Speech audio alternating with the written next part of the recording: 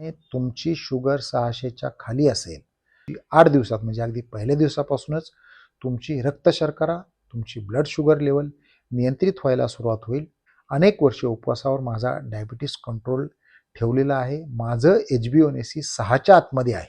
याचे अतिशय serious side effect आहेत. स्वतःच्या मुलाला जर आपण वयाच्या 17व्या साली तुमच्या डिमेन्शियामुळे ओळखू शकत नसेल तर याच्यापेक्षा आपल्या आयुष्याची वाईट स्थिती काय असणार आहे हे आपण लक्षात घ्यावा. नमस्कार मित्रांनो, माझे आरोग्य प्रयोग या मालिकेत आजचा विषय आहे की आपला मधुमेह का व कसा नियंत्रित करावा. प्रथम, मधुमेह नियंत्रित करण्यासाठी काय या शब्दाचं मी उत्तर आपल्याला देतो. उपवासाने का, तर त्याचं कारण असं आहे की तुमची जी सध्याची मेडिकल पद्धती आहे याच्यावर आपला मधुमेह नियंत्रित होतो असं आपल्याला वाटतं, परंतु त्याचं प्रोग्रेशन होत राहतं. याचं अतिशय साधं उदाहरण आहे ते म्हणजे सुरुवातीला एक असणारी गोळी तुमची 2-4 अगदी लोकांना 20-20 गोळ्यापर्यंत जावं लागतं. 20 गोळ्या घेण्यासही माझा विरोध नाही, परंतु शरीराला होणारे डॅमेज मात्र यामध्ये सुरू राहतं हे आपल्याला माहीत असावं.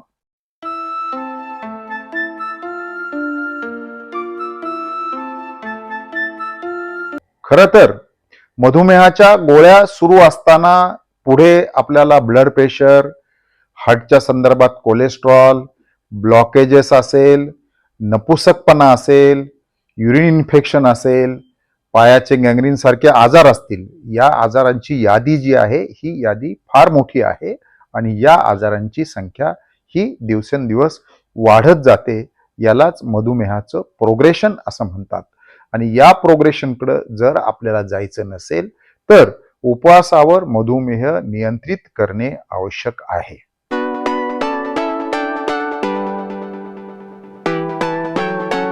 मधुमेहाची एक स्टेज असे येते की डॉक्टरांचं कुठलंच औषध काम करत नाही. त्यावेळेला आपलं वजन जे आहे ते वजन प्रचंड वाढलेलं असतं आणि मग एक स्टेज अशी येते की ज्या डॉक्टरवर आपला भरवसा असतो, ज्या डॉक्टरच्या आपण वर्षानुवर्ष गोळ्या घेत असतो, त्या डॉक्टरवरचा विश्वास आपला राहतो की नाही, अशा प्रकारच्या अनेक केसेस आपण आजूबाजूला पाहत असतो. त्यामुळे मधुमेह हा उपवासावर नियंत्रित करायचा किंवा गोळ्यांवर नियंत्रित करायचा याचा विचार आपल्या स्वतःच्या मनाला विचारून आपण घ्या. माझं जे आजचं लेक्चर आहे ते अतिशय बारकाईने आपल्याला ऐकायचं आहे. जर आपल्याला पटलं, जर आपल्याला योग्य वाटलं तर आपण उपवास करायला हरकत नाही. उपवासासाठी कुठलीही अडचण येणार नाही. यासाठी मी थोडंसं डिटेल बोलणार आहे. कृपया आपण कुठलीही गोष्ट स्किप न करता त्याचं अवलोकन करा. मधुमेह का होतो याच्यावर सुरुवातीला एक अर्धा ते 1 मिनिट मी आपल्याला बोलतो.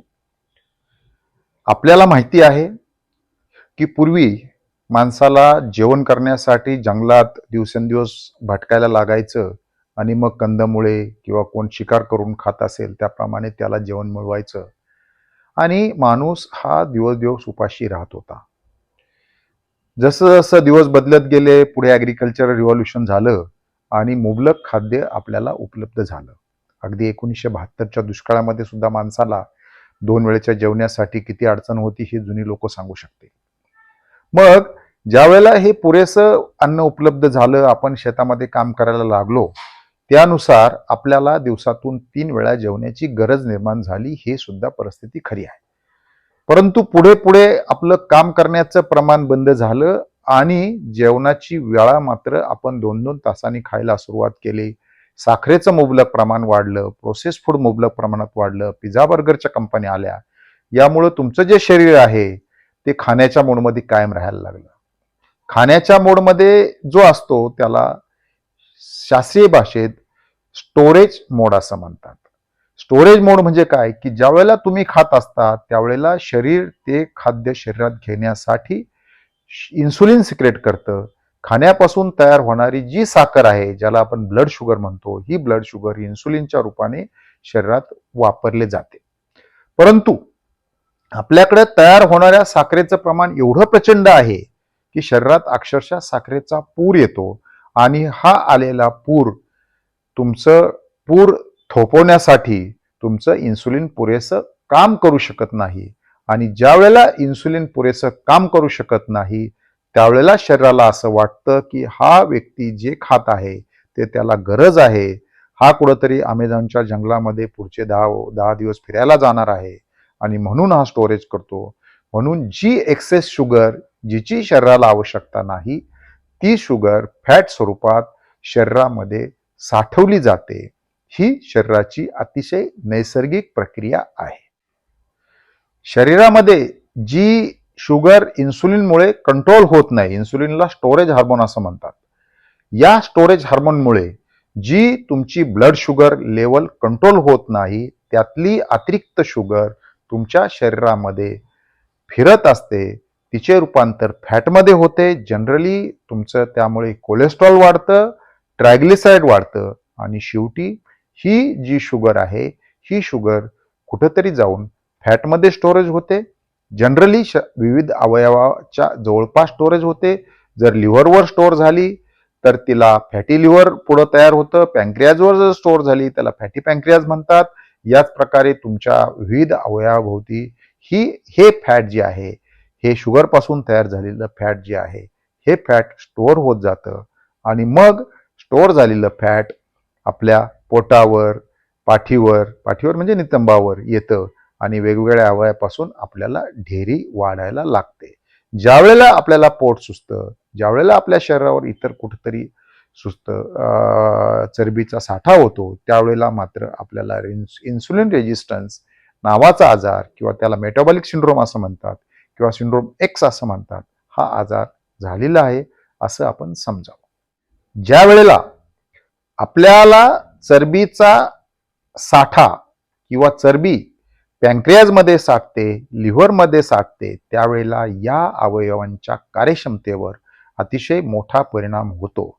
म्हणजे जर तुम्हाला कुठं जायचं असेल आणि तुमच्या डोक्यावर जर तुम्हाला 20 किलोचं वजन दिलं तर तुमची कार्यक्षमता किंवा पळण्याची कार्यक्षमता नक्कीच कमी होणार आहे. त्या प्रकारे ज्या वेळेला पॅन्क्रियाजमध्ये फॅट्स असतं, फॅटी पॅन्क्रियाज तयार होतं, त्यामुळे इन्सुलिन तयार करणाऱ्या ज्या बीटा सेल्स आहेत ह्या बीटा सेल्सचं प्रमाण हळूहळू कमी व्हायला लागतं. याचे 2 प्रकार आहेत. एक, जर तुम्ही अतिशय तरुण असाल, उदाहरणार्थ 15-20 वर्षाच्या मुलाने जर कोल्ड्रिंक पिलं तर 2 तासांनी त्याची शुगर ज्यावेळेला आपण चेक करायला जातो त्यावेळेला त्याच्या पॅन्क्रियाच्या बीटा सेल्स कार्यक्षम असल्यामुळे 2 तासाच्या अगोदरच त्याची शुगर कंट्रोल केली जाते. तथापि जसं जसं आपलं वय वाढतं, जसं जसं तुमच्या पॅन्क्रियाजमधलं फॅट जास्त होतं तसं तसं त्या बीटा सेल्स ज्या आहेत त्यांची कार्यक्षमता कमी होते, इन्सुलिन कमी होतं, इन्सुलिन सेन्सिटिव्ह राहत नाही आणि मग हळूहळू तुमच्या शरीरावरचं फॅट वाढायला लागतं. ज्या वेळेला तुम्हाला ढेरी येते त्याला प्री डायबेटिक असं म्हणतात आणि प्री डायबेटिक म्हणजेच तुमच्या शरीरामधले शुगर साठवण्याचं किंवा शुगरचं वापर करण्याचं प्रमाण कमी होतं, म्हणजेच फॅटचं प्रमाण वाढायला लागतं. दिवसातून एकदाच जेवणं म्हणजे 1 मील अ डे, त्याला आपण शॉर्टकटमध्ये ओमॅड म्हणतो. दिवसातून एकदाच जेवा व ठणठणीत राहा, हे आपलं ब्रीदवाक्य आहे. त्यामुळं ज्या वेळेला दिवसातून आपण एकदाच जेवतो म्हणजे शरीरात काय होतं तर शरीर तुमचं 1 तास जेवणाचा वेळ, बाकीचे 3 तास तुमचे पचनाचे, असे 4 तास झाले. उर्वरित 20 तास शरीर तुमचं रिकव्हरी मोडमध्ये राहतं. ज्या वेळेला तुम्ही दिवसातून 4 वेळा 5 वेळा जेवता त्यावेळेला तुमचं शरीर स्टोरेज मोडमध्ये जातं. स्टोरेज म्हणजे काय? खाल्लेलं शरीरात साठवणं. परंतु ज्या वेळेला तुम्ही उपवास करता त्यावेळेला बाकीचे 20 तास शरीर तुमचं रिकव्हरी मोडमध्ये जातं. रिकव्हरी मोड म्हणजे काय? तर तुमच्या शरीरातला ज्या सेल्स आहेत, ज्या डॅमेज झालेल्या सेल्स आहेत त्या शरीर स्वतःच खाऊन टाकतं. म्हणजेच ऑटोफॅजी म्हणजे सेल्फ इटिंग. तर सेल्फ इटिंगमुळं तुमचं शरीर रिकव्हरी करण्याचं काम करतं. ज्या वेळेला ह्या आजारी सेल्स तुमचं शरीर खातं त्यावेळेला वेगवेगळ्या प्रकारच्या तुमच्या जे आजार आहेत ते आजार कमी होतात. त्यामुळे ॲटोफॅजी हीच आपली उपचार पद्धती आहे, हीच आपली नैसर्गिक उपचार पद्धती आहे. आपण वेगवेगळ्या धर्मामध्ये उपवास करतो. आपण हिंदू धर्मात सुद्धा उपवासाची पद्धत आहे. अनेक लोक आजही दिवसातून, आठवड्यातून 1 वेळ व्यायाम करतात. त्यामुळे तुम्हाला त्या प्रकारे उपवास करून ॲटोफॅजी जनरेट करून तुमच्या आजारावर नियंत्रण आणायचं आहे. शरीरामध्ये ज्या वेळेला तुम्ही ॲटोफॅजी जनरेट होते, त्या ॲटोफॅजीमध्ये शरीर तुमची ब्लड शुगर लेवल अतिशय छानपैकी कंट्रोल करते. रात्री झोपत असाल तर कमी असते.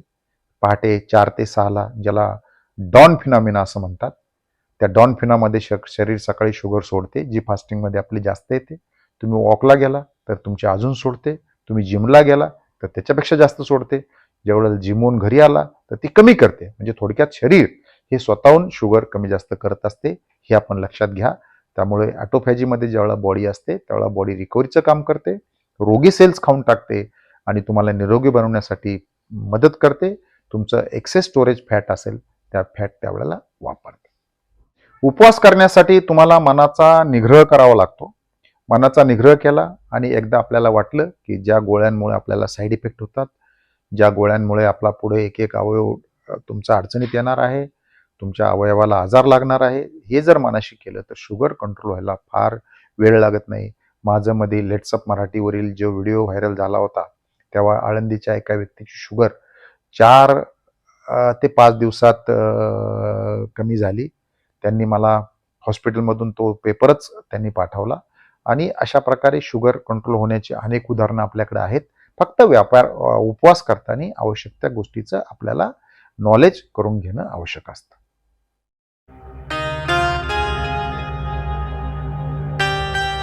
गोळ्या बंद करण्याची एकदा आपली मानसिक तयारी झाली की त्यानंतर पुढची जी आपल्याला मानसिक तयारी करायची आहे ती म्हणजे आपला आहार. आपल्याला डाएट करणं आवश्यक आहे. डाएटबाबत मधल्या काळामध्ये अनेक गैरसमज झाले होते.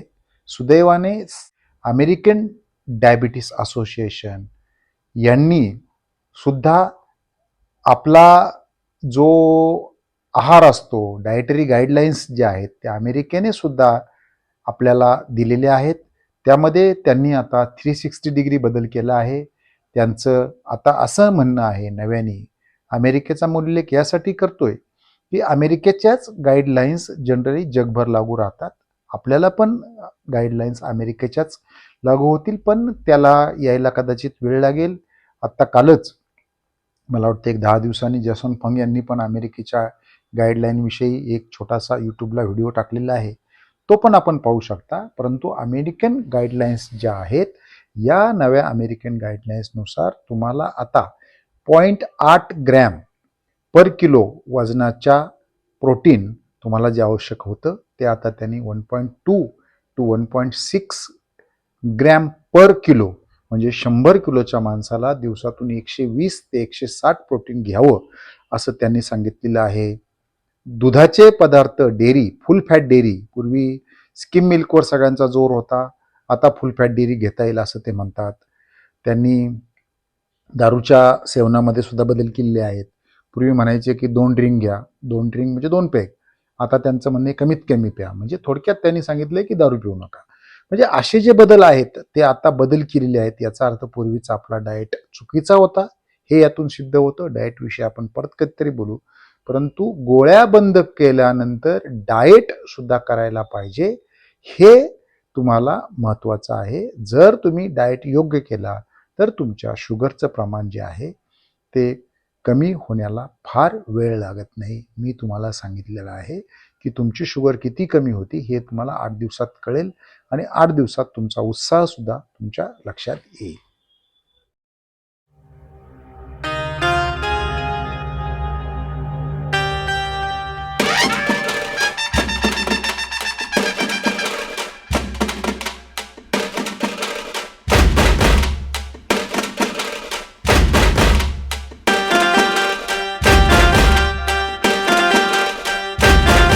ज्या वेळेला आपण उपवासाला सुरुवात करतो त्यावेळेला आपल्याला एक 2-3 गोष्टीचं आकलन करायला लागतं. पहिलं म्हणजे आपले रक्त चाचण्या कराव्या लागतात. रक्त चाचणीमध्ये पहिली जी रक्त चाचणी आहे ती फास्टिंग शुगर, फास्टिंग इन्सुलिन, नंतर तुम्हाला एक लिपिड प्रोफाईल करायला लागतं, कारण तुमच्या शरीरामध्ये किती फॅट साचलेला आहे त्यामध्ये तुम्हाला लिपिडमध्ये HDL, LDL आणि ट्रायग्लिसराईड सारखे फॅक्टर जे आहेत ते तुम्हाला मिळतील आणि त्यावरून तुमचा होमा आय आर काढायचा आहे. होमा आय आर म्हणजे काय?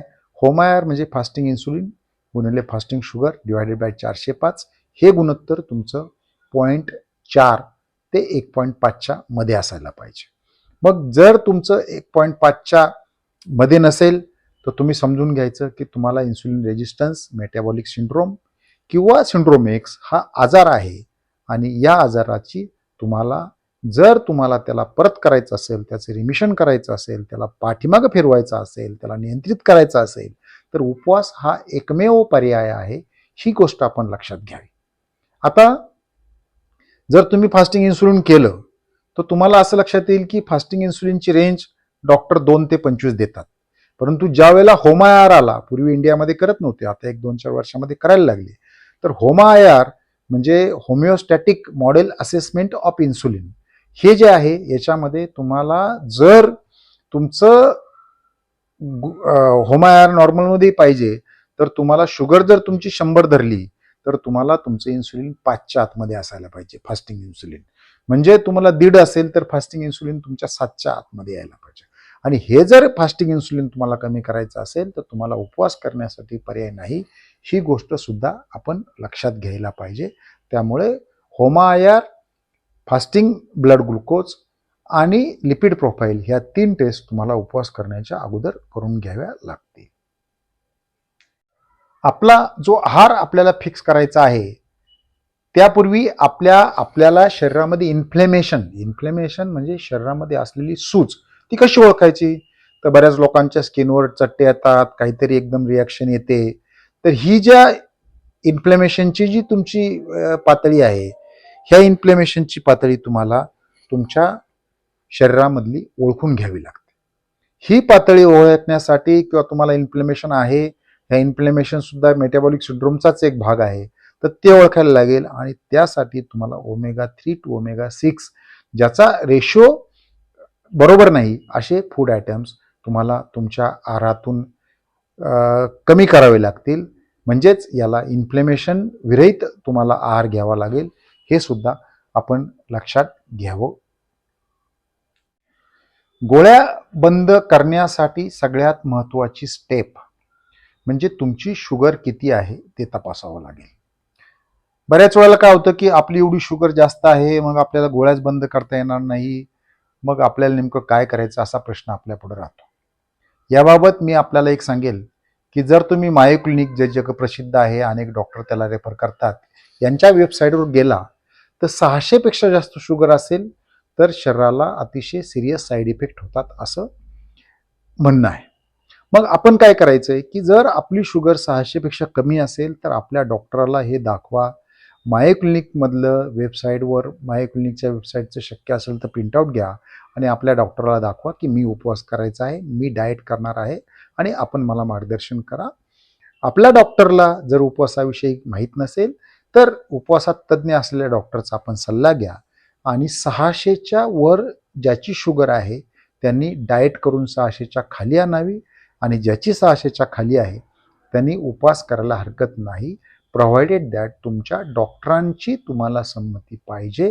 कारण शुगर जी कमी होते ती गोळ्यांमुळं कमी होते.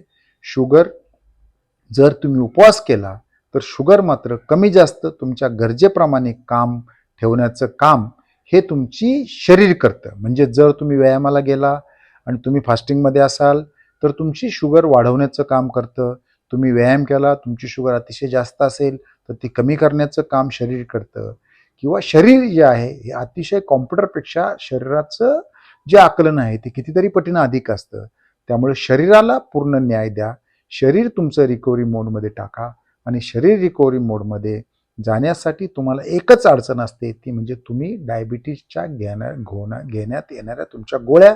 कारण त्यांचं एक खांबी काम असतं, त्यांना गोळ्यांना काही डोकं नसतं, त्यामुळे त्या फक्त कमी करण्याचं काम करतात. कारण तुमची शुगर कायमस्वरूपी वाढलेली असते, तुम्ही 2-2 तासांनी खाता त्यामुळे ती वाढते. त्यामुळे जर तुम्हाला उपवास करायचा असेल तर तुमची शुगर कमी करणाऱ्या ज्या गोळ्या आहेत ज्याच्यामुळे तुम्हाला शुगर कमी झाल्यानंतर तुम्हाला वेगवेगळ्या प्रकारचा त्रास होतो, तर त्यासाठी तुम्हाला शुगर कमी करण्याच्या गोळ्या बंद कराव्या लागतात आणि त्या बंद करण्यासाठी तुमची शुगर 600च्या वर नसावी. ज्या दिवशी तुम्ही फास्टिंग करणार आहे त्याच्या अगोदर 24 तास तुम्हाला गोळ्या बंद कराव्या लागतील, हेही आपण लक्षात घ्या. म्हणजे त्या गोळीचा इफेक्ट राहणार नाही. यासाठी उपवासातील तज्ज्ञ डॉक्टरचा किंवा आपला जो डायबिटीजचा डॉक्टर आहे त्यांचा सल्ला घ्या. या संदर्भात जर आपल्याला काय गुगलवर वाचणं शक्य असेल तर वाचा, कारण आजकाल AI व मराठीत सुद्धा अतिशय चांगल्या प्रकारचे मटेरियल उपलब्ध आहे. आहाराच्या बाबतीत मी आपल्याला काही सूचना दिलेल्या आहेत, म्हणजे कुठली गोष्ट खायची आणि कुठली गोष्ट नाही खायची. ज्या गोष्टी आपल्याला खायच्या नाहीत त्या किचनमध्ये असतील तर त्या काढून टाकाव्यात. ज्या गोष्टी आपल्याला खायच्या आहेत त्यांचा नव्याने आपल्या आहारामध्ये समावेश करावा. याला डिटॉक्सिफिकेशन ऑफ किचन म्हणतात. डिटॉक्सिफिकेशन किचनसाठी आपल्या घरातील जो कोण काम करणारी व्यक्ती असेल, पत्नी असेल, भाऊ असेल, बहीण असेल किंवा तुमचा सर्वंट असेल, याला सांगून या सगळ्या गोष्टी आपण आपल्या किचनमध्ये समावेश करा, की जेणेकरून तुम्हाला आहार करताना किंवा डाएट करताना कुठली अडचण येणार नाही. ज्या वेळेला तुमचा उपवास सुरू होतो तर तुम्ही खरोखर उपवासावर आहे की नाही याचं सगळ्यात महत्त्वाचं लक्षण म्हणजे तुम्हाला भूक लागली नाही पाहिजे. जर तुम्हाला भूक लागत असेल तर तुम्ही कधीतरी कुठेतरी मध्ये एखादा चहा घेताय, चुकून चहामध्ये तुम्ही साखर टाकताय किंवा दूध टाकताय, काय होत नाही म्हणून एवढ्यानी काय होणार आहे असा फरक पडतो.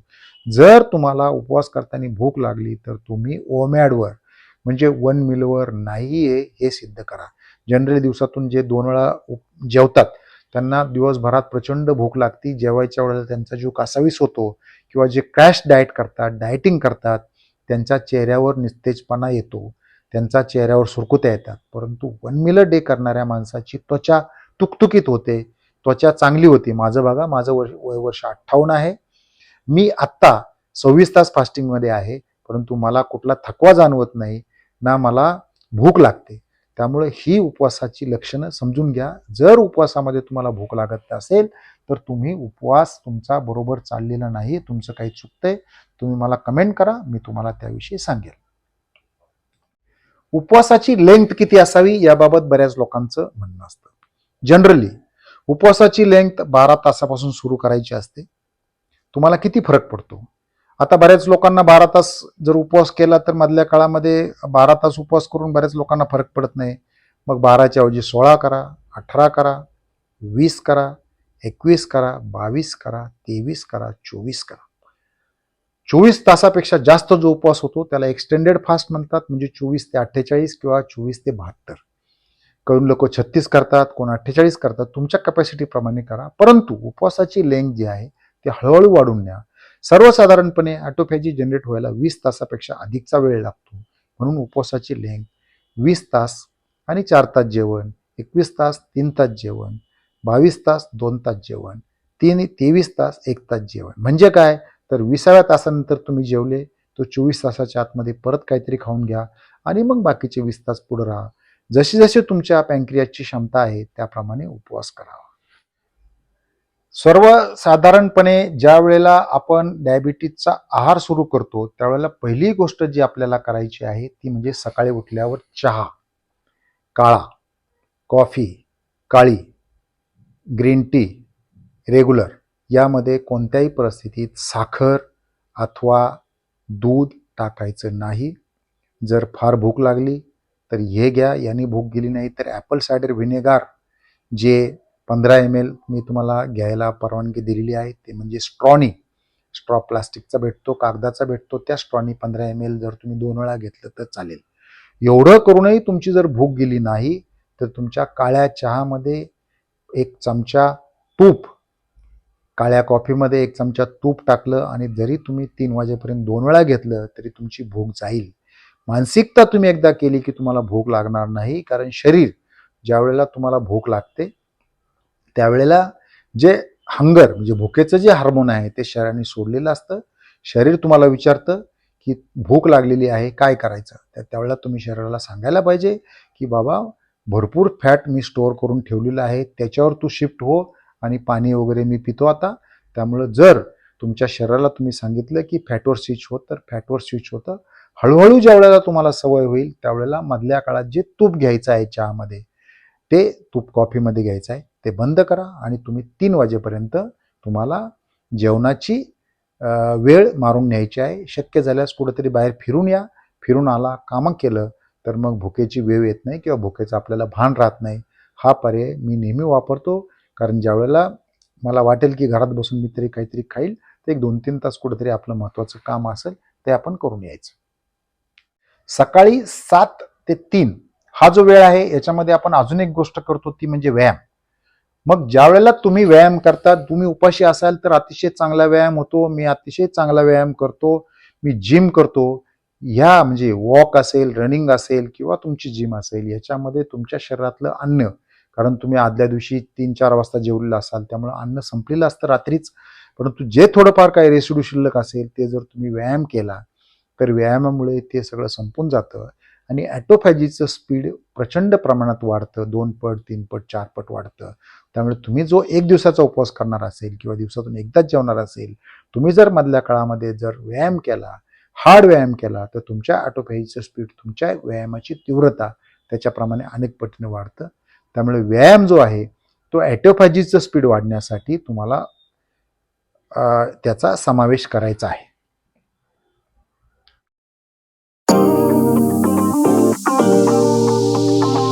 मधुमेह अनुवांशिक आहे काय?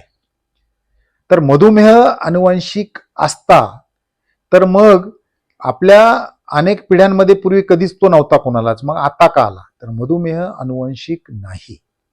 मधुमेह अनुवांशिक जरी काही लोकांच्या फॅमिलीमध्ये आलेला असला तरी तो उपवासावर नियंत्रित होतो. माझ्याकडे असे अनेक लोक आहेत की ज्यांच्या घरामध्ये मधुमेह होता. मधुमेहानंतर त्यांच्या घरामध्ये कोलेस्ट्रॉलने काही दुर्घटना झालेल्या आहेत. माझे अतिशय एक जवळचे मित्र आहेत ज्यांच्या घरामध्ये त्यांना असं वाटायचं की आमच्या घरामध्ये अनुवंशिक आहेत. ज्यावेळेला त्यांनी उपवास केला, ज्यावेळेला त्यांनी फास्टिंग इन्सुलिन केलं, त्यांना आता जवळपास 2 वर्ष झाल्यापासून त्यांचं कोलेस्ट्रॉल एकदम छानपैकी कंट्रोल आहे. त्यांना शुगर नव्हती, कोलेस्ट्रॉल होतं, परंतु घरामध्ये काही दुर्घटनेचा इतिहास असल्यामुळे त्यांना असं वाटायचं की हे कोलेस्ट्रॉल कधीच कंट्रोल होणार नाही. तर अशा गोष्टी आहेत. मी एक पुस्तक वाचलं होतं, त्या पुस्तकात क्लिअर कट लिहिलं होतं की तुमचा डाएट आणि तुमचं फास्टिंग तुमची जीन म्युटेट करतं. त्यामुळे मधुमेह अनुवंशिक आहे, मला होणारच आहे, मला गोळ्यानेच जगायचे, या भ्रमात आपण राहू नका. तुम्हाला जर वाटत असेल की तुमचं आयुष्य चांगलं जगायचे, तुम्हाला पुढे विविध आजार, विविध गोळ्यांवर तुम्हाला नियंत्रण ठेवायचं असेल, तर उपवास करणे आवश्यक आहे. त्यामुळं अनुवंशिक आजारसुद्धा या फास्टिंगनी कंट्रोल होतात, रिमिशन स्टेजकडे जातात. ही गोष्ट आपण लक्षात घ्या.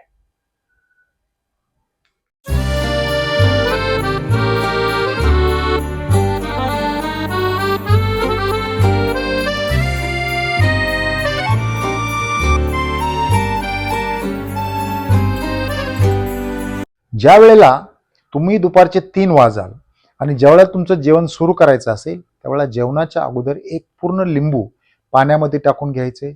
साखर टाकायची नाही. साखर टाकायची फार तीव्र इच्छा असेल तर स्टिविया शुगर फ्री अपवादात्मक केसमध्ये वापरा, परंतु जेवणाच्या अगोदर 15 ml लिंबू पाणी 1 ग्लासमध्ये 1 ग्लास पाण्यात 1 लिंबू टाकून पूर्णपणे घ्या. त्याचा शुगर कंट्रोलच्या स्पाईकला चांगला फायदा होतो. हे मी स्वतः करतो. परंतु 15 मिनिटं अगोदर घ्या आणि लिंबू पाणी पिता आणि स्ट्रॉचा वापर करा. शक्यतो पेपर स्ट्रॉ वापरा आणि यामुळे काय होईल की तुमच्या दाताचं इनॅमल लिंबामुळे कमी होणार नाही.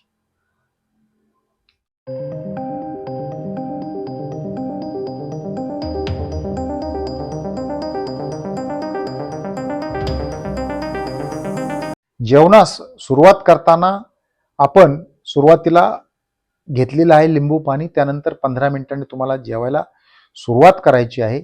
जेवणाची सुरुवात ही नेहमी सॅलडनी करावी. मी आज परत एक सॅलडचा फोटो टाकत आहे. सॅलड तुम्हाला साधारणतः 1 ते 2 मोठ्या वाट्या घ्यायचा आहे. सॅलडमध्ये जे तुमच्या लोकली भाजीपाला अवेलेबल आहे त्याला सॅलड ड्रेसिंग तुम्हाला लिंबू टाकता येईल, ॲपल साईड टाकता येईल किंवा आपण जे व्हेजिटेबलच्या बियांपासून जे मायोनीज तयार करतो, पाठीमागच्या वेळेला मला वाटतं काजूचं आपल्याला दाखवलेलं आहे, ते मायोनीज तुमच्या सॅलडमध्ये वापरायला हरकत नाही. परंतु जेवणाची सुरुवात सॅलडने करावं. सॅलड व्यवस्थित चावून खायचं आहे. आपल्याला जो मधुमेह कंट्रोल करायचा आहे तो आपल्या आहारावर कंट्रोल करायचा आहे. मध्यंतरी मी एक चौरस आहाराचा व्हिडिओ टाकला होता. त्याच्यामध्ये लोकांचं वजन कमी होतंय, लोकांची शुगर कमी होतंय, परंतु आज आपण मधुमेहाशी संबंधित बोलत आहोत. मग मधुमेह जर तुम्हाला कंट्रोल करायचा असेल तर यामध्ये ज्या आपल्या आहारातल्या 6 गोष्टी आहेत त्यामध्ये पहिले म्हणजे प्रोटीन. आपण जेवणामध्ये जे प्रोटीन घेणार आहोत ते मी तुम्हाला सांगितलं की जर तुमचं 100 किलो वजन असेल, 100 किलो वजन नसतं कोणाचं, पण 100 किलो वजनवाल्याला 120 ग्रॅम ते 160 ग्रॅम घ्यायचं आहे. त्यामुळं प्रोटीन जे आपण घेणार आहोत ते चांगल्या क्वालिटीचं पाहिजे. मी आपल्याला अंड जे सांगितलेलं आहे, कारण अंड्यामध्ये मसल्स नसतात, त्यामुळं अंड शरीरामध्ये 99% ॲक्सेप्ट होतं. त्यामुळे आपल्याला अंडला प्रेफरन्स द्यायचा आहे. त्यानंतर मग रेड मीट असेल म्हणजे मटण असेल किंवा चिकन असेल हे आपण घेऊ शकता, परंतु सुरुवातीला त्याचं प्रमाण थोडं कमी ठेवा. आपण अंड्यापासून प्रोटीनसाठी सोर्स वापरा. इतर काही प्रोटीनचे सोर्स असतील ते वापरा. जे व्हेजिटेबल असतील त्यांनी टोफूचा प्रोटीनचा सोर्स घ्या. सोया चंक तुमच्या असतील ते घेऊ शकता तुम्ही. मशरूम घेऊ शकता. नंतर शक्यतो प्रोटीनसाठी डाळीमध्ये जास्त कार्बोहायड्रेट असले ते घेऊ नका. नट पनीर म्हणजे शेंगदाण्याच्या दुधापासून केलेलं पनीर जर तुम्ही यूट्यूबवर टाकलं तर तुम्हाला मिळेल. तर शेंगदाण्याचं पनीर असेल. हेम्पसीडला मला वाटतं तुमच्या त्या भांग असते, त्या भांगीच्या बिया असं म्हणतात. त्या भांगीच्या बिया त्या नशा येत नाही, परंतु सगळ्यात चांगला ओमेगा 3 टू ओमेगा 6 रेशिओ हेम्पसीडचा असतो. कारण आपण इन्फ्लेमेशनविषयी बोलतोय, तर ज्यांचा ओमेगा 3 टू ओमेगा 6 रेशिओ ज्या बियांचा चांगला आहे, अशा गोष्टीतून तुम्ही आहारामध्ये पुरेसं प्रोटीन घेणं आवश्यक आहे. जर कोणाला डायबिटीससाठी वेगवेगळ्या प्रकारच्या प्रोटीन पावडर असतात, त्या प्रोटीन पावडरने जर तुमची शुगर वाढणार नसेल, तुम्हाला खात्री असेल किंवा कधीतरी तुम्ही सेन्सर लावून बघा की कोणत्या प्रोटीनने तुमची शुगर वाढत नाही, कोणत्या प्रोटीन पावडरने तुमची शुगर वाढत नाही, तर हे प्रोटीन तुम्हाला आहारामध्ये समाविष्ट करण्यात येईल. किलो मागे साधारणतः कमीत कमी 1 ग्रॅम, म्हणजे तुमचं 70 किलो वजन असेल तर तुम्ही 70 ग्रॅम तरी प्रोटीन घेणं आवश्यक आहे. जर तुम्ही हार्ड वर्कआउट करत असाल तरी व्यायामासाठी तुम्हाला अधिकच्या प्रोटीनची गरज असते.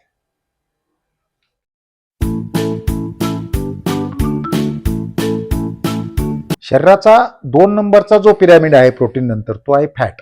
फॅटमध्ये आपण ज्या 6 ग्रॅम बिया टाकलेल्या आहेत त्यामध्ये sunflower seed, pumpkin seed, chia seed, काळे तीळ आणि फ्लॅक्स सीड आणि अक्रोड अशा 5-5 ग्रॅमच्या आपण 30 ग्रॅम बिया टाकलेल्या आहेत. हा चांगला फॅटचा सोर्स.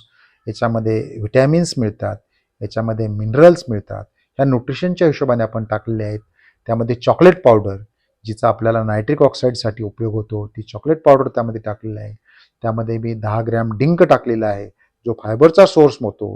हे सकाळी तुम्ही साधारणतः 10-11 वाजता भिजवून राहू द्या. त्याच्यामध्ये जर फार कोणाला बेचव लागत असेल तर शुगर फ्री स्टिविया म्हणून टाकता येईल तुम्हाला, किंवा नट मिल्क म्हणजे समजा शेंगदाण्याचं दूध, काजूचं दूध, बदामाचं दूध, हेम्पसीडचं दूध तुम्हाला टाकता येईल की जेणेकरून ते पॉटेबल होईल आणि चांगलं तुम्हाला करता येईल. ही गोष्टसुद्धा आपण लक्षात ठेवा. हा फॅटचा सोर्स म्हणून सुद्धा याचा वापर होईल, न्यूट्रिशनचा सोर्स म्हणून वापर होईल, कारण तुम्हाला शरीरास पुरेसं फॅट लागतं.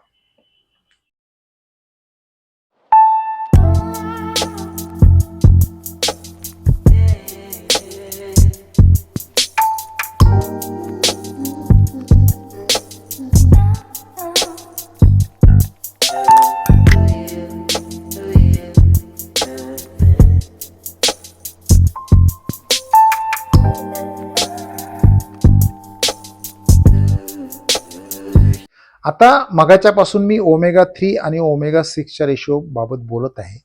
मी आपणाला एक लिस्ट देतो. त्याच्यामध्ये ओमेगा 3 टू ओमेगा 6 रेशो चांगलं असलेलं कुठलं, तर त्याच्या काही बिया आपल्याला टाकतो, त्याचे काही सीड्स आपल्याला टाकतो, त्या सीडचं तेल आणि त्या सीडचा आपल्या आहारामध्ये समावेश करायचा आहे.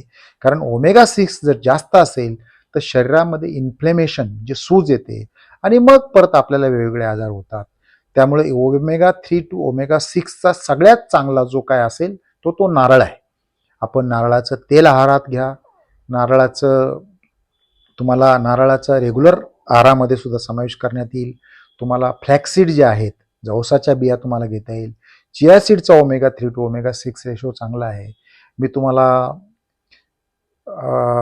मॅकॅडेमिया नट सुद्धा सांगतो, कदाचित तुम्ही ऐकलं नसेल, पण बघा थोड्या महाग असतात, परंतु आपल्याला घ्यायच्यात आहारात 3 किंवा 4, म्हणजे साधारणतः त्याची दिवसाची कॉस्ट 30 रुपये असेल. आपण वडापाव 20 रुपयाला खातो, त्यामुळं त्या सुद्धा करण्यास हरकत नाही. आपण पिकॅन नट सुद्धा घ्यायला हरकत नाही. आपण स्वस्त मिळणारं ओमेगा 3 टू ओमेगा 6चं वॉलनट आहे, अक्रोड आहे, ते सुद्धा घ्यायला हरकत नाही. व्हिडिओ मोठा होत नाही म्हणून सगळ्यांची मी नावं घेत नाही, परंतु आपण omega-3 to omega-6 रेशो जो जनरली 1:4 असावा असं म्हणतात, 1:4च्या कमी असावा, किंवा मग जर तुम्ही ज्या आपण भिजवलेल्या बिया घेतो त्यामध्ये omega-3 to omega-6चा काही बियांचा रेशिओ थोडा जास्त आहे, परंतु आपण त्या 5 ग्राम घेतो आणि त्याच्यासाठी त्याचा मिनरल म्हणून उपयोग करतो. आता omega-3 to omega-6चा रेशिओ ब्राझील नटची मी एक बी दिलेली आहे, ती आपण एकच घेतो आहारामध्ये, ती थोडी कॉस्टली असते, परंतु एका बीची किंमत जास्तीत जास्त 10 रुपये असेल, परंतु त्याच्यामधून सेलेनियमचा पूर्ण तुमचा सोर्स जो आहे, सेलेनियम फार महत्त्वाचा आहे, त्यामुळे सेलेनियमचं पूर्ण तुमची दिवसाची रिक्वायरमेंट पूर्ण होते, त्यामुळे ती नक्कीच गुळीपेक्षा स्वस्त आहे. त्यामुळे अशा ज्या फॅटच्या सोर्सेसच्या बिया आहेत त्या आपण घ्यायला हरकत नाही आणि त्याच्यामुळे तुमच्या शरीराचं इन्फ्लेमेशन पण कमी होणार आहे. म्हणून प्रोटीन नंतर फॅट घेताना या omega-3 to omega-6चा रेशिओमधल्या बियांचा सुद्धा आपण अतिशय चांगल्या प्रकारे वापर करावा. आता सगळ्यात महत्त्वाचा प्रश्न मी विचारला की किती भाकरी खायची हे ठरवायला लागेल. मित्रांनो, मी एक पुढे स्लाईड टाकतो, त्या स्लाईडमध्ये असं आपल्याला दिसेल की मी असा प्रश्न विचारला, कारण आजकाल बरेच डॉक्टरचं म्हणणं असं आहे की कार्बोहायड्रेटची तुमच्या शरीराला गरजच नाही आणि आपण म्हणतो की काहीतरी खा, त्याच्यामध्ये चपाती खा, भाकरी खा, तुला त्याशिवाय ताकद येणार नाही. परंतु संशोधन असं आहे की तुम्हाला कार्बोहायड्रेट खाण्याची आवश्यकता नाही. तुम्हाला जे कार्बोहायड्रेट लागेल त्यापासून जी शुगर तयार होती ती शुगर तुम्हाला फॅटपासून सुद्धा मिळते. म्हणजे कार्बोहायड्रेट हा तुमच्या शरीरातला इसेन्शियल घटक नाही. आपण गुगलवर जा, आपण खात्री करा, आपण आजकाल AIO सोपं आहे, आपण AIला विचारा. जर तुम्हाला मिळणारी कार्बोहायड्रेटपासून मिळणारी शुगर जर तुम्हाला फॅटपासून मिळणार असेल, लिव्हर तुम्हाला फॅटपासून जर कंटिन्युअस शुगर एका समान पातळीत देणार असेल, तर तुम्हाला फॅटवर स्विच होण्यास काहीच अडचण नाही. तथापि ज्या वेळेला आपण आहारामध्ये फॅट घेतो तेव्हा आपले वेळोवेळी ब्लड रिपोर्ट चेक करून आपलं लिपिड प्रोफाईल किती आहे ते घेणं आवश्यक आहे. आणि दुसरी गोष्ट, आपण जे फॅट घेतो त्याच्यामुळे आपल्या शरीराला इन्फ्लेमेशन होणार नाही. अतिरिक्त फॅट घ्यायचं नाही, नॅचरल फॅट घ्यायचं आहे, ज्याचा omega-3 आणि omega-6चा रेशिओ चांगला आहे ते आपल्याला घ्यायचं आहे. आता मी कार्बोहायड्रेटला ॲडिक्शन असं म्हटलो, त्याचं कारण असं आहे की तुम्हाला मी सांगायला काय हरकत नाही की फॅटी लिव्हरचे 2 प्रकार आहेत. एक अल्कोहोलिक फॅटी लिव्हर, म्हणजे दारू पिणाऱ्यांचं जे फॅटी लिव्हर असतं त्याला अल्कोहोलिक म्हणतात, आणि नॉन अल्कोहोलिक फॅटी लिव्हर, भाकरी, भात, चपाती आणि कार्बोहायड्रेट खाऊन जे फॅटी लिव्हर असतं त्याला नॉन अल्कोहोलिक फॅटी लिव्हर म्हणतात. त्याचं आजकाल नाव बदललेलं आहे, ते मी स्ट्रिपमध्ये टाकतो.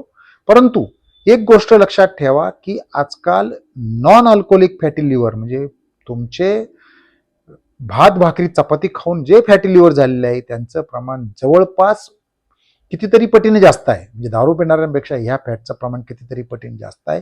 म्हणून आपण कुठल्याही परिस्थितीमध्ये या गोष्टींचा आपण जास्त अतिरेक जो आहारामध्ये होतोय तो आपला टाळला पाहिजे. टाळणे म्हणजे त्याशिवाय आपल्याला पर्याय नाही. दुसरी एक गोष्ट सांगायची, गोड खाण्याची आपल्याला फार सवय झालेली आहे, परंतु ज्या वेळेला मी आपल्याला सांगतो गोड खाणे म्हणजे जास्त जोराची भूक लागल्यानंतर गोड खाण्याची इच्छा होणे हे प्री डायबेटिकचं लक्षण आहे.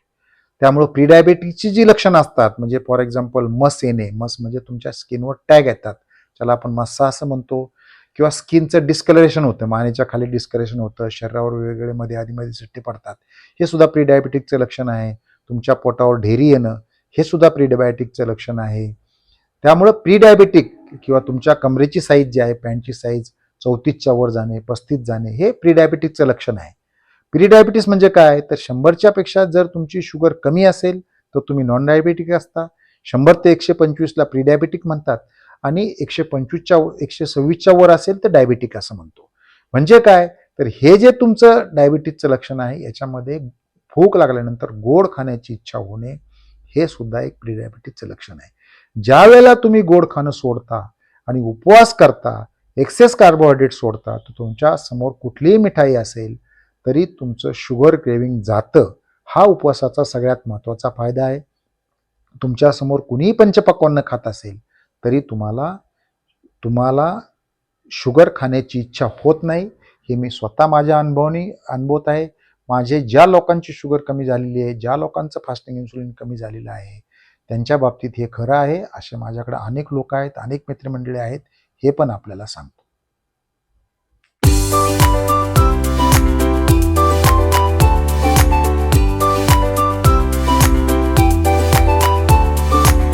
मधुमेही रुग्णांच्या आहारामध्ये सगळ्यात महत्त्वाची गोष्ट आहे ती आवश्यक असणे म्हणजे 40 ग्रॅम फायबर असायला पाहिजे.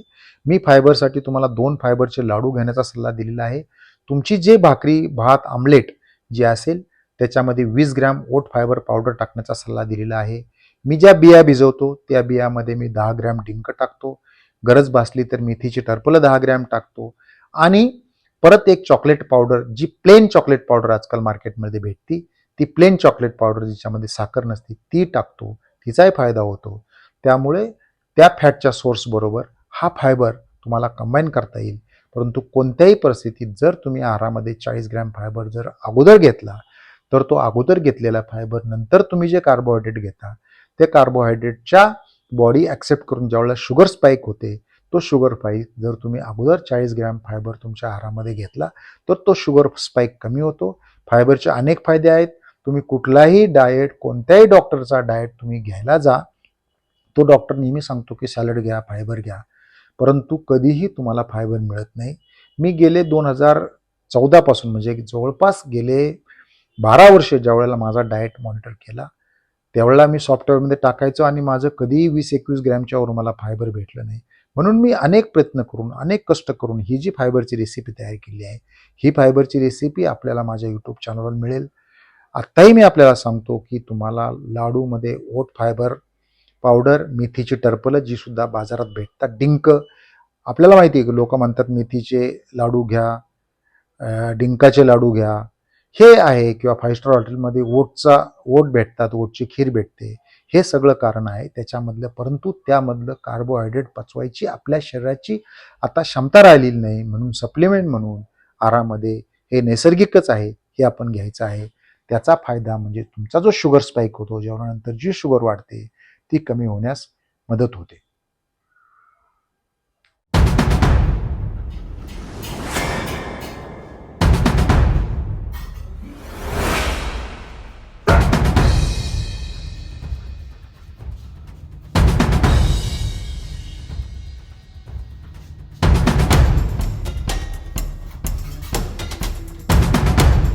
जेवणामध्ये आपल्याला जी सुकी भाजी आणि पातळ भाजी, शक्यतो सुकी भाजी, पालेभाजी घ्या, पातळ भाजी तुमच्या पद्धतीप्रमाणे करा. त्यासाठी तुमचा रेग्युलर मसाला वापरा, परंतु त्यामध्ये वापरण्यात येणारं तेल, त्यामध्ये वापरण्यात येणाऱ्या बिया यांचा ओमेगा 3 टू ओमेगा 6 रेशो चांगला पाहिजे आणि नॅचरल पाहिजे.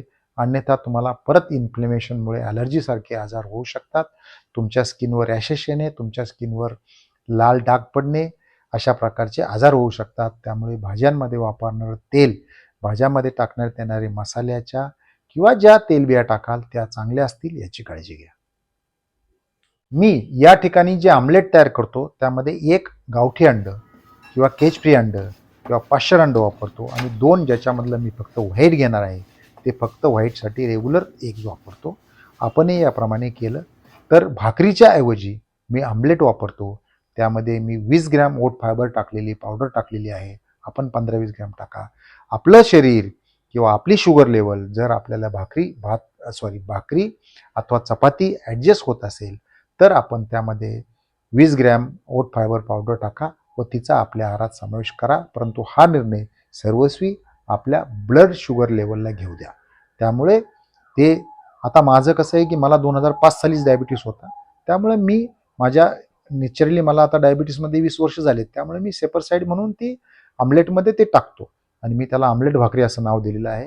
तुम्ही आमलेट भाकरीच्या ऐवजी तुमच्या आवडीची भाकरी घ्या, परंतु त्यामध्ये फायबर टाकणे आवश्यक आहे, ही गोष्ट लक्षात घ्या.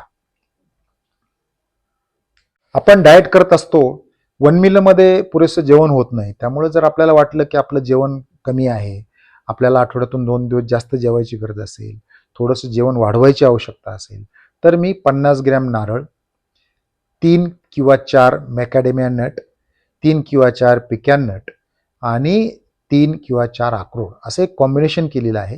हे कॉम्बिनेशन मी छोटे छोटे तुकडे करतो. तव्यावर एक 5 ग्रॅम तूप टाकतो आणि त्या तुपामध्ये मीठ, मिरची आणि हळद लावून याला थोडंसं गरम करून घेतो आणि मग एक खातो. हे साधारणतः जेवल्यानंतर अर्धा पाऊण तासानंतर खाल्लं तर चालतं, कारण आपल्याला जेवायला 1 तास आहे. तर जेणेकरून तुम्हाला पुरेशी एनर्जी, पुरेसं फॅट, कारण याच्यामुळे हे सगळं फॅट आहे, याच्यामुळे शुगर वाढत नाही. त्यामुळे हा सुद्धा प्रयोग आपण करायला हरकत नाही, की जेणेकरून आपलं वजन जे आहे ते वजन कमी होणार नाही. याला दुसरा एक पर्याय असतो, की आठवड्यातून 1-2 दिवस आपण 2 वेळा जेवायचं. परंतु 2 वेळा जेवताना जर आपण 3 वाजता जेवलो तर परत आपण 6 वाजता जेवा, परत आपण 6:30 वाजता जेवा.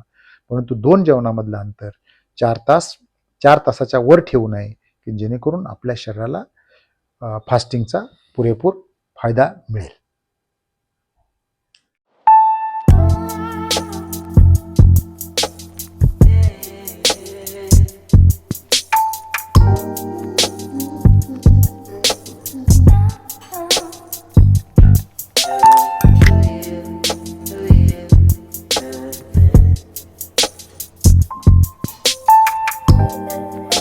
मी माझ्या जेवणाचं ताट या ठिकाणी आपल्याला दाखवलेलं आहे. आपण जर पाहता तर मी याच्यामध्ये न सांगितलेल्यापैकी पापड ॲड केलेला आहे. 2 लाडू आपल्याला दिसत आहेत. मला वाटतं घेवड्याची भाजी आहे, पालकची भाजी आहे, त्यानंतरच्या बिया आहेत, भिजवलेल्या बिया आहेत, सॅलड आहे. असं अतिशय साधं जेवण आणि आमलेट भाकरी असं साधं जेवण मी ठेवलेलं आहे. ह्या जेवणाच्या कॅलरी जवळपास 1400 आहेत. त्यामुळे ह्या कॅलरी आपण एकदम खाल्ल्या तर थोडं शुगर स्पाईक होऊ शकतं. याच्यामधलं जेवण आपण तासाभरात हळूहळू खाल्लं तरी शुगर स्पाईक होणार नाही.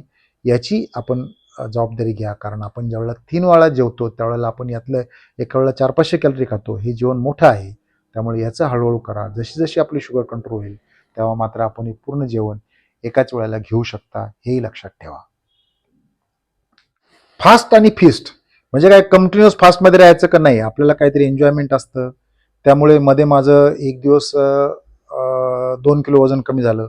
मग मी गेलो एका हॉटेलमध्ये, भरपूर जेवलो, घरी आलो, त्याच्यामध्ये काही स्वीट डिश खाल्ल्या. मग माझ्या असं लक्षात आलं की माझी त्याच्यामध्ये ग्लुकोज टॉलरन्स टेस्ट झाली, कारण मी स्वीट खाल्लं होतं. परंतु माझ्या शरीराने जेवढी मला अपेक्षित होती तेवढी शुगर वाढवली नाही. परंतु मी गोड खाल्ल्यामुळं माझी शुगर नॉर्मल लेवल यायला, मला जी पाहिजे ती यायला 4-5 तास गेले. ठीक आहे, 4-5 तास गेले. फास्ट अँड फिस्ट म्हणजे कधीतरी तुम्हाला एखाद्या फास्ट करायला लागेल, कधीतरी शरीराला फिस्ट द्या, असंही करता येईल, की जेणेकरून तुमचं वजन जे आहे ते वजन सुद्धा तुम्हाला जास्त कमी होण्याचं कामाचं नाही. त्यामुळे फास्ट अँड फिस्ट फॉर्म्युला आधीमध्ये वापरायला हरकत नाही, असंही मी आपल्याला सुचवतो. जेवल्यानंतर साधारणतः अर्ध्या तासामध्ये शुगर स्पाईक व्हायला सुरुवात होते. हे मी कशाहून सांगतोय तर माझ्याकडे CGM आहे. अर्ध्या तासामध्ये शुगर स्पाईक व्हायला सुरुवात होते. त्यावेळेला ही एक छोटीशी एक्सरसाइज मी आपल्याला दाखवतो. याला काप रेजिस म्हणतात. घरच्या घरी कशाला तरी धरून एक 5 मिनिटं करायचे आहे. दुसरा ऑप्शन याला आहे, की आपल्याला मी कोविडमध्ये डान्स करायला शिकलो, कारण कोविडमध्ये व्यायाम करायला काहीच पर्याय नव्हता. मग मी यूट्यूबवर पाहून डान्स करायला शिकलो, स्टेप करायला शिकलो. जर तुम्ही जेवल्यानंतर थोडासा टीव्हीच्या पुढं गाणं लावून, तुमच्या आवडीचं गाणं लावून, जे लग्नात नाचण्याची गाणी असतात असं गाणं लावून जर तुम्ही डान्स केला तरी सुद्धा तुमची शुगरचा जो स्पाईक आहे तो थांबतो, आणि मग दिवसभर परत शुगर तुमची वाढत नाही. आणि मग HbA1c जो आहे तो फार जवळपास एक 25-30% कमी होतो. त्यामुळं हा सुद्धा एक पर्याय जो आहे, हा सुद्धा पर्याय आपण करून पाहायला हरकत नाही. याचा फार छान फायदा होतो. कदाचित तुम्हाला याचा रिझल्ट कळणार नाही. याचा रिझल्ट कळण्यासाठी तुम्हाला असंही करता येईल, की जेवल्यानंतर प्रत्येकी 30 मिनिटाला म्हणजे अर्धा तास, 1 तास, 1.5 तास आणि 2 तासांनी किती शुगर होते. ज्यावेळेला तुम्ही एवढं मोठं मील घेता त्यावेळेला तुमच्या असं लक्षात येईल, की या मीलची शुगर कमी व्हायला कदाचित 2 तासाच्या वेळी 3 तास लागतील. परंतु 3 तासांनी एकदा शुगर कमी आली तर ती तुमची पुढच्या 20 तासासाठी कमी येणार आहे, 22 तासासाठी कमी येणार आहे. त्यामुळे तुमचा HbA1c घटणार आहे.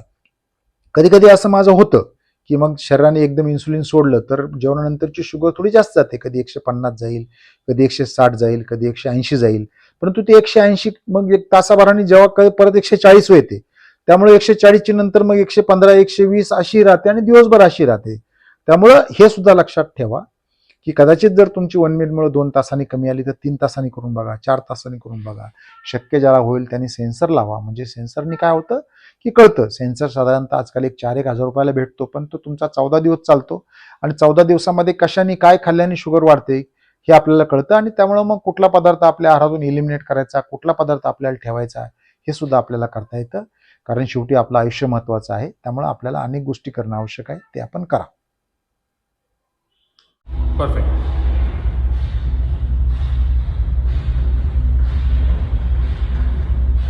One, two, three, four, five. 1, 2, 3, 4, 5. 1, 2, 3, 4, 5. 1, 2, 3, 4, 5. 1, 2, 3, 4, 5. 1, 2, 3, 4, 5. 1, 2, 3, 4, 5. 1, 2, 3, 4, 5. 1, 2, 3, 4, 5. 1, 2, 3, 4, 5. 1, 2, 3, 4, 5. 1, 2, 3, 4, 5. 1, 2, 3, 4, 5. 1, 2, 3, 4, 5. 1, 2, 3, 4, 5. 1, 2, 3, 4, 5. 1, 2, 3, 4, 5. 1, 2, 3, 4, 5. उपवास करताना किंवा तुम्हाला ज्या वेळेला तुम्ही डायबिटीससाठी उपवास करत असता त्यावेळेला काही न्यूट्रिशन सप्लिमेंट वेगळ्याने घ्यावं लागतात. त्यात शक्य झालं तुम्हाला वाटलं तर तुम्हाला क्रोमियमची मदत घेता येईल, तुम्हाला बर्बरीनची मदत घेता येईल, तुम्हाला व्हिटॅमिन बीचं एक फॅट सोल्युबल व्हिटॅमिन भेटतं, त्याचं मी नाव टाकतो, ते तुम्हाला घेतलं तर तुम्हाला जी डायबेटिक न्यूरोपॅथी होते म्हणजे पायाची जळजळ होती तिला तुम्हाला फरक पडतो, त्यामुळं ते तुम्हाला घेता येईल. तुम्हाला ओमेगा 3 ओमेगा 6चं कॉम्बिनेशन घेता येईल. परंतु सगळ्यात महत्त्वाचं म्हणजे तुम्हाला इलेक्ट्रोलाइट उपवासामध्ये घ्यावे लागतात. त्याच्यामध्ये 1 नंबरला आहे कॅल्शियम, 2 नंबरला आहे सोडियम क्लोराईड म्हणजे मीठ, 3 नंबरला आहे मॅग्नेशियम आणि 4 नंबरला आहे पोटॅशियम. हे तुम्हाला उपवासामध्ये घ्यावे लागतात कारण उपवासामध्ये तुमचं शरीर काम करत असतं. उपवासामध्ये तुमच्या शरीरातून हे मिनरल मोठ्या प्रमाणावर निघून जातात. त्यामुळे याच्यासाठी सुद्धा तुम्हाला रुटीन बसवायला लागेल. कोणतं व्हिटॅमिन किंवा कोणतं सप्लिमेंट कधी घ्यायचं, कॅल्शियमचा कोणता कॅल्शियम कार्बोनेट घेता किंवा कॅल्शियमचा अधिक कुठला दुसरा फॉर्म घेता, कोणता जेवणानंतर घ्यायचा, कोणता जेवणाच्या अगोदर घ्यायचा, याचं रुटीनसुद्धा आपल्या डॉक्टरकडून समजून घ्या. परंतु डायबिटीससाठी तुम्हाला शक्य झाल्यास जी कुठली सप्लिमेंट आजकाल इलेक्ट्रोलाइट व्यतिरिक्त जी कुठली सप्लिमेंट तुम्हाला घ्यावी लागतात ती घ्यावी लागेल. त्यामध्ये व्हिटॅमिन B1चं जे फॅट सोल्युबल व्हिटॅमिन आहे ते घ्यावं लागेल. तुम्हाला D3चं घ्यावं लागतं. D3 बरोबर व्हिटॅमिन K2 आहे ज्याच्यामुळे तुमच्या कॅल्सिफिकेशन शरीरामध्ये होतं, ज्याच्यामुळे ब्लॉकेज होतं, तेही तुम्हाला घ्यावं लागतं. फॅट सोल्युबल व्हिटॅमिन जे आहेत ADEK हे तुम्हाला घ्यावे लागतील. हे व्हिटॅमिन तुम्हाला आहारातून घेण्याचा प्रयत्न करा. जर तुम्हाला आहारातून घेणं शक्य होत नसेल तर सप्लिमेंट घ्या. सप्लिमेंट घेण्यासाठी कमी मानू नका कारण सप्लिमेंट घेणं हे फार कमीपणाचं आहे असं लोकांचं म्हणणं असतं. परंतु जोपर्यंत तुमचे ब्लड रिपोर्ट नॉर्मल आहेत तोपर्यंत सप्लिमेंट घ्यायला काही हरकत नाही. त्यामुळे सप्लिमेंटचा सुद्धा तुमच्या डायबिटीसच्या आहारामध्ये समावेश करणं आवश्यक आहे. ही गोष्ट सुद्धा आपण लक्षात ठेवा. सेन्सर लावण्याचं दुसरं एक महत्त्वाचं कारण आहे की डॉन फिनॉमिना. डॉन फिनॉमिनामध्ये काय असतं की बऱ्याच वेळेला सकाळी उठल्या उठल्या शुगर जास्त सोडते. कारण मी सकाळी ज्या वेळेला 5 वाजता झोपेत असतो त्यावेळेला माझी शुगरची लेवल जी असते सेन्सरवर ती साधारणतः 90 असते आणि ज्या वेळेला मी सकाळी उठतो आणि उठल्या उठल्या ती 125 असते. मग हे जर तुम्हाला कळायचं असेल की तुमचा डॉन फिनॉमिना म्हणजे काय, तुमची शुगर खरी किती आहे, तर हे बघण्यासाठी कदाचित एकदा जर आपण सेन्सर लावला, काय बऱ्याच वेळेला काय होते की तुम्ही जिम केली, वॉक केला तर शुगर वाढते. तुम्ही नंतर वॉक करून घरी आला, शांत बसला तर तुमची शुगर कमी होते. म्हणजे शुगर नेमकं कशी फ्लक्च्युएट होते त्यासाठी मी तुम्हाला आजकाल CGM आलेले आहे आणि CGM मुळे इतका बदल घडलेला आहे की शुगरचं खरं असेसमेंट तुमचं CGM मुळे होतं.